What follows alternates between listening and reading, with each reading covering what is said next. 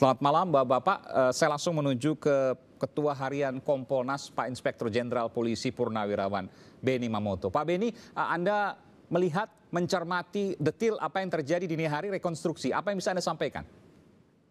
Yang pertama tentunya kita berangkat dari rilis awal oleh Bapak Kapolda segera setelah peristiwa. Jadi peristiwa tengah malam, besoknya siang hari sudah dirilis. Itu tentunya rilis awal belum mendengar keterangan saksi-saksi. Karena perlu proses untuk mencari saksi-saksi dan kemudian merekonstruksi peristiwanya. Nah, maka ketika kemarin dilakukan rekonstruksi, kita baru melihat, oh ternyata ada sekian TKP. Ternyata rangkaian peristiwanya seperti ini. Nah, saya memberi apresiasi karena pihak Barreskrim Polri sangat transparan. Media boleh meliput, boleh merekam, tahap demi tahap diliput. Penjelasan dari pimpinan rekonstruksi juga kita dengar semua. Jadi tidak ada yang ditutup-tutupi. Ini tentunya langkah baik dalam rangka membangun kepercayaan publik. Nah, kemudian jalannya rekonstruksi kami lihat berjalan lancar dan ini tentunya belum akhir. Tentunya nanti kalau ada tambahan keterangan saksi, tambahan bukti dan sebagainya, ini akan melengkapi proses penyidikan. Nah, kemudian juga dengan hadirnya Komnas HAM, ini tentunya juga akan memberi kontribusi ketika nanti ada saksi-saksi yang didapat oleh Komnas HAM. Semua ini tujuannya adalah kita untuk mewujudkan keadilan dan kebenaran. Iya, Pak Benny, tentu ini saya akan tanyakan nanti. Ada suara-suara yang kemudian mempertanyakan dari hasil rekonstruksi, misalnya 4 kemudian anggota FPI yang sebelumnya terlibat baku tembak, jadi diasumsikan mereka adalah terlatih, dimasukkan hanya ke dalam satu mobil misalnya, dan hanya dijaga oleh 2 polisi. Kemudian juga ada yang berkembang dalam 4 anggota FPI ini tidak diikat misalnya atau tidak diborgol. Ada sejumlah mungkin yang disuarakan terkait hal-hal ini. Apa yang kemudian Pak Benny sampaikan terkait ini? Ya, tentunya kami dari Kompolnas sendiri mencermati tahap demi tahap itu menjadi bahan evaluasi kami untuk nanti memberikan masukan kepada pihak Polri untuk ke depan. Kemudian kami melihat juga bagaimana dinamika di lapangan yang terjadi.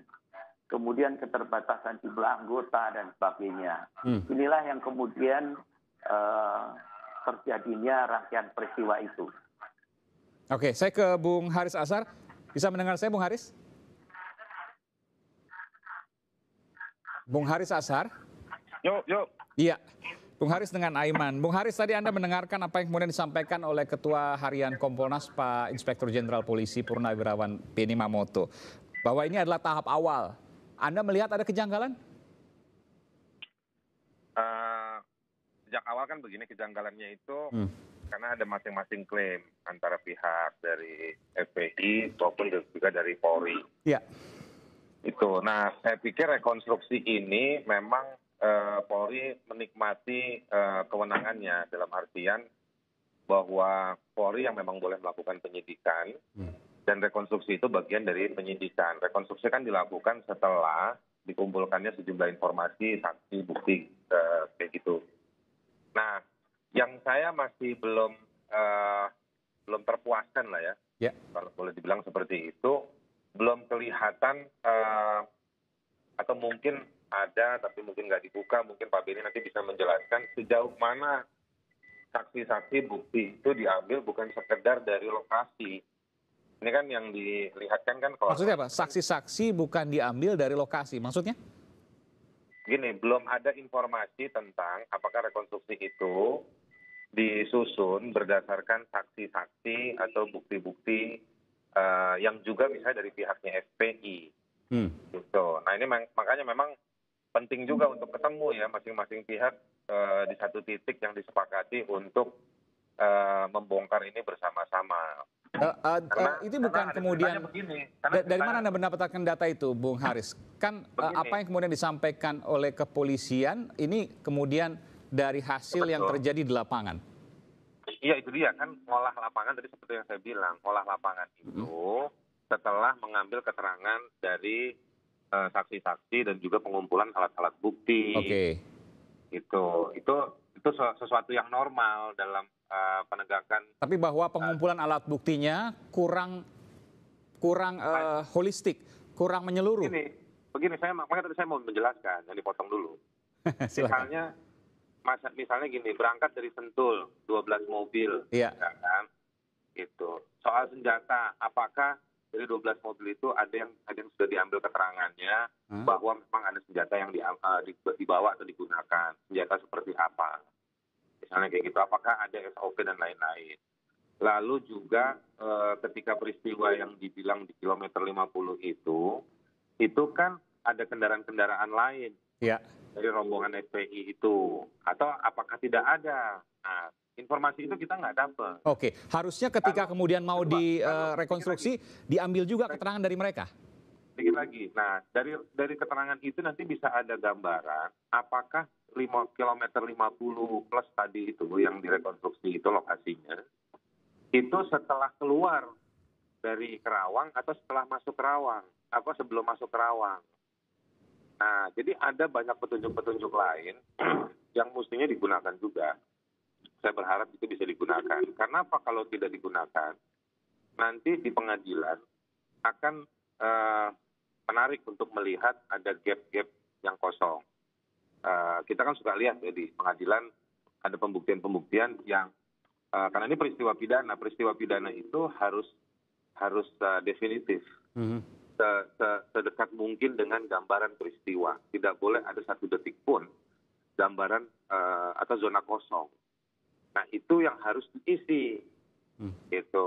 Nah, ini yang menurut saya juga pihak dari FPI juga harus, saya menggunakan bahasanya men-challenge, menantang. Menantang itu bukan dalam arti negatif, tapi menyodorkan pembuktian kepada kepolisian bahwa ini loh, seperti ini ada saksinya, ini ada buktinya, mohon diperiksa juga dan mohon dijadikan bagian dari rekonstruksi juga. Iya, tunggu sebentar. Saya harus kemudian menyimpulkan karena biar nggak terlalu menyulitkan juga untuk kemudian dipahami. Artinya ada missing link. Ini versi Anda ya, ada missing link yang bisa terjadi di sana. Kalau saya amati perkembangan pasca peristiwa, saya melihat ada banyak sumber pembuktian yang belum terucapkan ya. Saya barangkali mungkin saya abai. Tapi saya kalau amati dari media, banyak yang belum terucapkan atau belum disampaikan atau belum diketahui publik lewat media, baik dari pihaknya FPI maupun dari pihaknya Polri. Contoh, boleh nggak sebutkan satu aja, contohnya apa? Contohnya, data HP, jejak digital, itu ketahuan nanti jalurnya di mana aja. Oke. Simpel.